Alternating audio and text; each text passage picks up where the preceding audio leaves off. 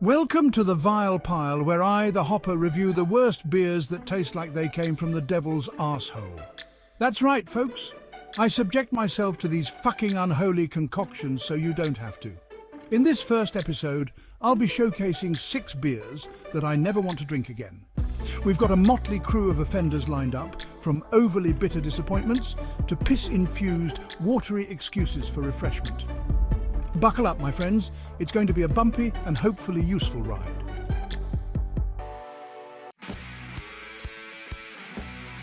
First up on the chopping block is Forbidden Fruit from Stewart Brewing. Now, I'm usually all for a bit of fruity adventure, but this one tasted like an extremist grapefruit got into a fight with my tongue and won. It was bitter, astringent, and left me feeling like I just sucked on a lemon that had been rolled in a warm pile of smoking horse shit. I get it, some people like their beers bitter, but me? I'm not a bitter person. I prefer my beers like I prefer my perfect evenings, smooth, refreshing, and with good head. This one? This one was about as smooth as fresh sandpaper and twice as dry. Honestly, I'd rather eat a bowl of nails than drink another sip of this utter shite. Forbidden fruit? More like forbidden diarrhea, because it belongs down the bog as quickly as possible. Flushed away and out to sea.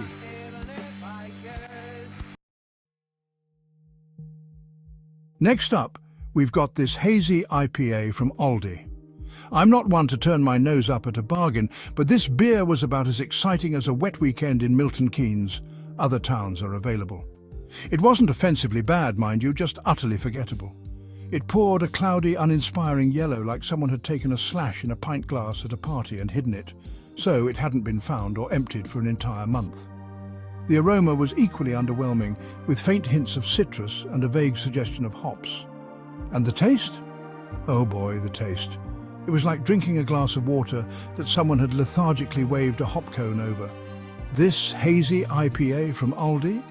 It's the kind of beer you buy when you've got a party full of people you don't really like.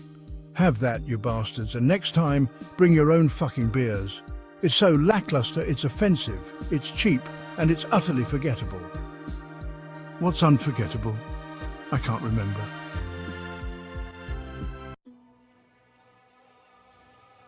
Hold on to your hats, folks, because this next one is a real humdinger. This, my friends, is the Coconut Blonde from Home Bargains, and let me tell you, it's about as appealing as a mouthful of sand and shit.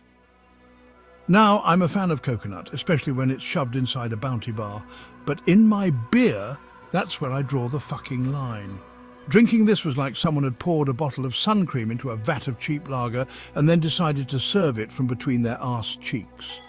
The aroma was enough to make my nostrils recoil in horror, and even my arsehole puckered up in self-defense. It was like walking into a tanning salon that had been doused in cheap air freshener to hide the smell of sweaty, overcooked armpits and butt cracks. And the taste. It reminded me of the time I licked someone's sweaty back after they'd put Suncream on and pissed themselves in Gibraltar.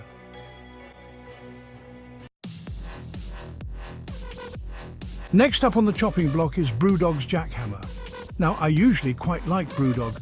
Although they've had some decent beers over the years, they've also made some shitting awful ones, including this can of crap. Jackhammer? More like jack off. This was a swing and a miss. It was like they took all the bitterness of 1,000 hops and crammed them into a single can. Now, I'm not a massive fan of bitterness, but I agree that a nice beer has some. A good IPA should have a nice hoppy bite to it, but this was like getting head-butted by a hop cone and having your balls slammed in someone's car boot and then having them race around Silverstone with you in tow by your sack. It was like they'd forgotten to add any of the other flavours that make a beer enjoyable. Update. My balls are now fine, although they still drop to my toes when I take my trolleys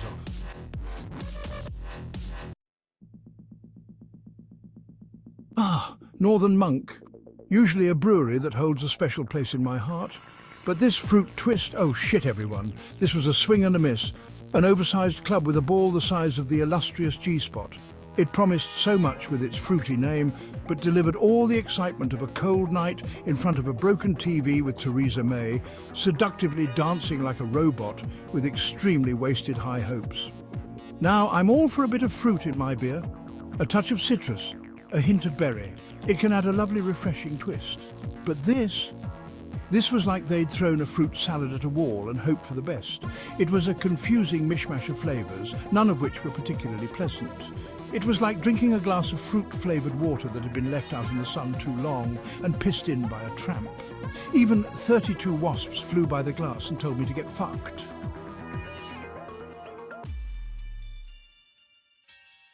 Last, but certainly not least, we have Salt's Vic Secret.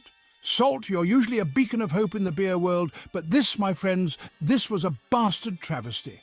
Now, I'm not one to shy away from a challenge, but this beer tasted like it had been brewed in a dungeon using only the tears of 1,000 disappointed beer drinkers and the juice from a teenager's freshly squeezed acne. It was bitter, astringent, and left a lingering aftertaste that I can only describe as licking a pensioner's armpits, which I do sometimes do after a couple of imperial stouts. It went down the sink.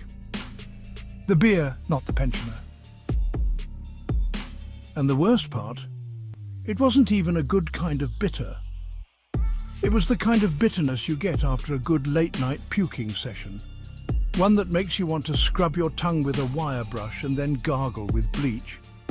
In fact, I did do that, and then I poured myself another pint of bleach because it was nicer than the fucking beer. Look, I get it. Sometimes experiments go wrong. But this wasn't just a misstep, it was a full-blown faceplant into a vat of shit and disappointment.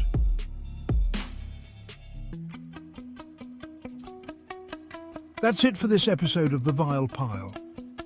If you have any beers you think belong in the devil's arsehole, let me know in the comments. Until next time, keep your taste buds safe. Remember folks, drinking bad beer is a choice, and life's too short for bad beer. So go forth, explore the world of craft brews, and never settle for a pint that doesn't make your taste buds sing. And be careful when dangling your bollocks next to someone's car boot. That's it. Hopper out!